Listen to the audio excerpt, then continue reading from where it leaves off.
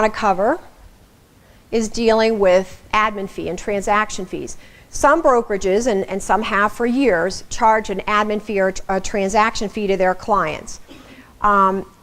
Never really thought it was a big issue until the Busby case. That was a case out of Alabama. And what that case stated is that the brokerage company charged a $149 administrative fee, and what the court determined, and it was just at the trial level, but the court determined that that was a violation of Section 8B of RESPA. So when we were talking about the home warranty, it's 8A of RESPA, this is 8B of RESPA, another section of RESPA. And 8B is basically, it's the anti-fee splitting, that's what it's called, section of RESPA, and what it provides is no person shall give or receive any portion, split, or percentage of any charge for services unless they have actually performed those services.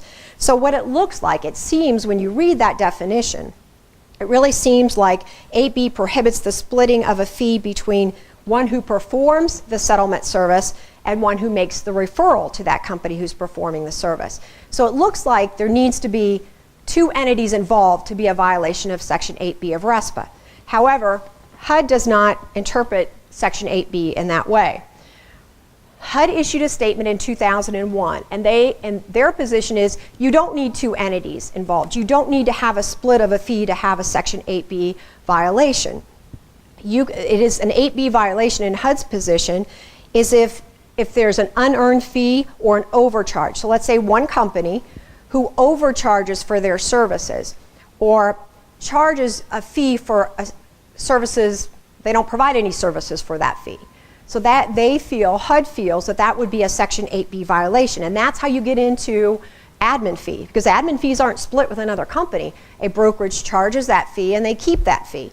So is that a violation of RESPA to do that? And HUD says, well, it could be. If it's an unearned fee, you're not providing services for that fee, or if it's an overcharge, you're charging too much for your services, which is, I think, a little difficult to prove that. But so what they said, what HUD views, 8B is violated when there are no nominal or duplicative fee charged or a fee in excess of the work actually performed. So it prohibits charging for settlement service unless services are actually performed. No splitting in the fees is required in HUD's view. Now, do the courts agree?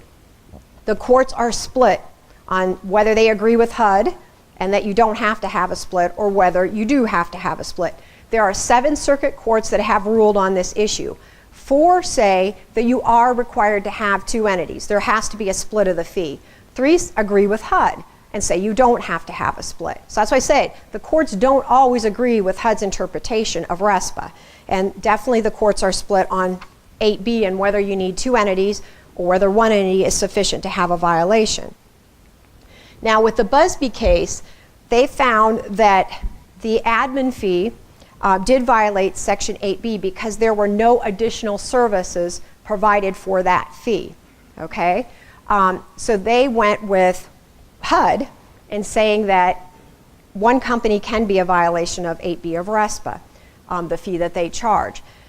The Busby case was the first case that dealt with the admin fee. Like I said, there are 7 circuit courts that have dealt with whether you have to have a split or not. None of them were dealing with the admin fee. Most of them were dealing with lender fees. I know Chase was involved in one. They charged a fee, I think it was a document review fee, for whenever someone refinanced with them. That was challenged, and that actually was found to be a violation of RESPA too, an unearned fee, because they couldn't show that they performed services that warranted that fee. So this Busby was the first one dealing with a brokerage admin fee. And that what they found was that there were really no additional services that were performed for that fee. Part of the problem with Busby too is they separated out the fee. Instead of saying our commission is, and it's based on a percentage of the sale price plus this additional flat rate fee, they separated it out and they gave it a separate name. They called it an admin fee, and they actually separated it out on the HUD 1 statement. They had at the top, the old HUD 1 form had that percentage where it was for the brokerage commission, and so they had the percentage, and then a few lines down they'll have admin fee, and then what that is. So that was part of the problem. They separated out that fee, gave it a name. If you do that, then you have to show that you're providing bona fide services for that separate fee. And that's what the brokerage was unable to do.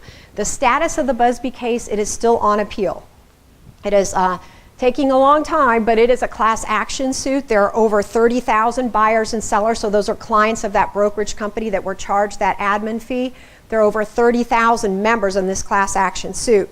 The potential recovery for the buyers and sellers is $447 because it's 3 times the amount that they paid. They paid $149, so they could actually recover $447 each person that paid that admin fee, which adds up to about $13 million at risk to go out to buyers and sellers. And that's not the attorney fees, which of course would be tremendous too. So Busby is still on appeal right now.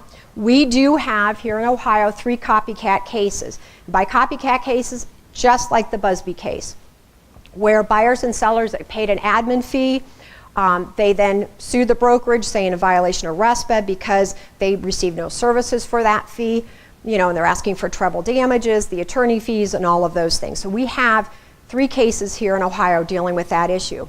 2 are up in Cleveland, in the Cleveland area, and 1 is in the Columbus area. The one in Columbus is just going through the preliminary motions at this point. So nothing really substantial has happened in that case yet. The 2 in Cleveland, they're against the same brokerage, and so they've been consolidated. In that case, there was a motion by the brokerage company wanting to have the case dismissed.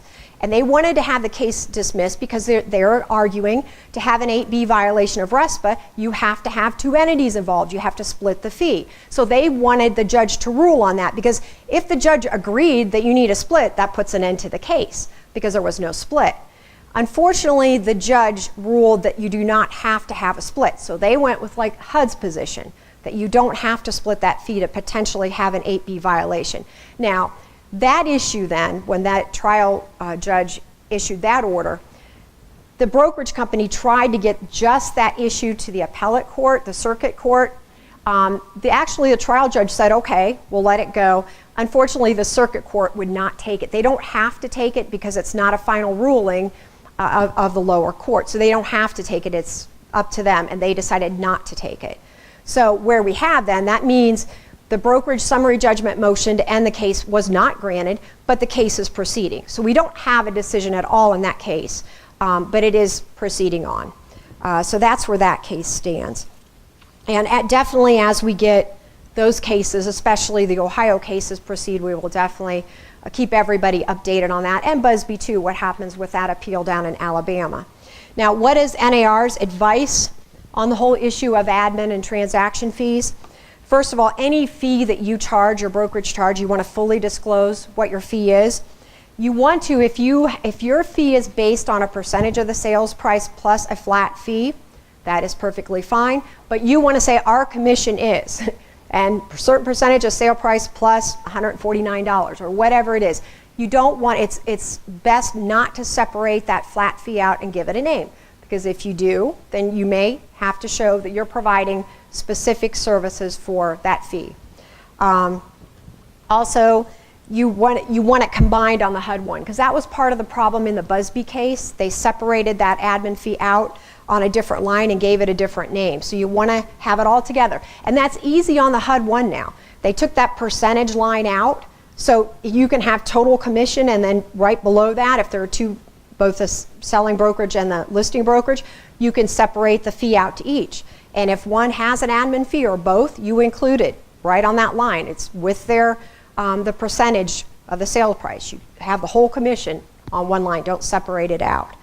HUD did issue a letter, and this was after the Busby case decision was rendered, because NAR had asked HUD for an opinion on admin fees for a long time. You know, do they violate RESPA, or potentially could they violate RESPA? Well, NAR after, or not NAR, but HUD after the Busby decision did issue a letter, and basically it really confirms what NAR's advice is on the admin fee. And they stated that RESPA does not determine how a broker determines what fee they charge. A broker's commission may be determined by a flat fee, a percentage of sales price, or a combination thereof.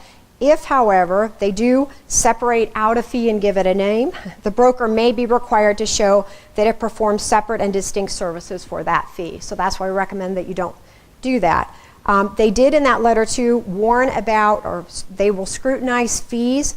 For instance, if a listing broker charges the buyer a fee, they want to see an agreement that you have with the consumer to charge that fee. So if it's the listing broker charging the buyer who they do not represent a fee, so they wouldn't have that agreement, they will look at that very closely. Any questions dealing with the admin fee at all? No?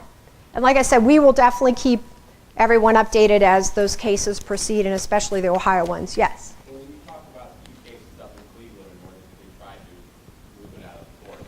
Yeah. Well, they tried to get it dismissed on a summary. Yeah. There was not a, they wanted the judge to rule. They wanted it dismissed because there was not a split. They wanted that judge to agree with the 4 other, like I said, it's 4-3 split in the courts. 4 courts have said so far, circuit courts, that you have to have a split of the fee. There would have to be 2 entities involved in order to be an 8B violation. Well, 2 companies, meaning a brokerage company and some other company. With an admin fee, it's never split. That brokerage charges that fee, and it's their fee. So if they would have prevailed on that issue, saying there has to be 2 companies involved, then the case would have been thrown out right there. Unfortunately, the judge agreed with HUD. You don't need 2 companies. You don't need a split of the fee. 1 company, if you're charging fees in excess of the services you're performing, or you're charging an unearned fee, you're charging and really providing no services, you can be in violation. That fee can be in violation. So that's why, unfortunately, if the judge would have agreed with the brokerage company, it would have put an end to the case right there, but they didn't. So the case is proceeding. But it doesn't say, there's no ruling on that yet. They're not saying that admin fee is a violation of RESPA. They're just saying, we don't agree with the brokerage position that you have to split the fee to have an 8B violation. So that's why the case is going on.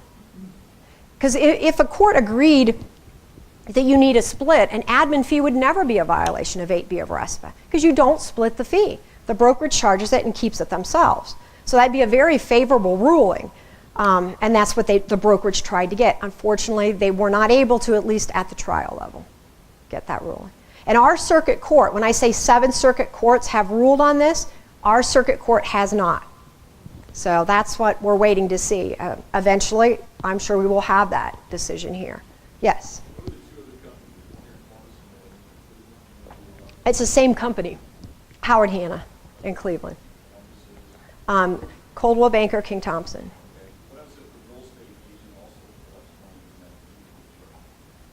The agent gets part of the fee. Well, again, if you're separating out a fee and giving it a name, and whoever it goes to, I don't care if it's the brokerage or it's split with the agent, you're going to have to show whoever's getting that fee is providing distinct bona fide services for that fee.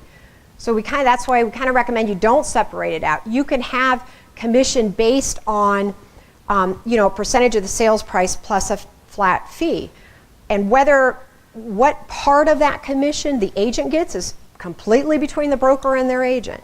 So that's completely up to them. Okay. Any other questions dealing with the admin fee? No? Okay.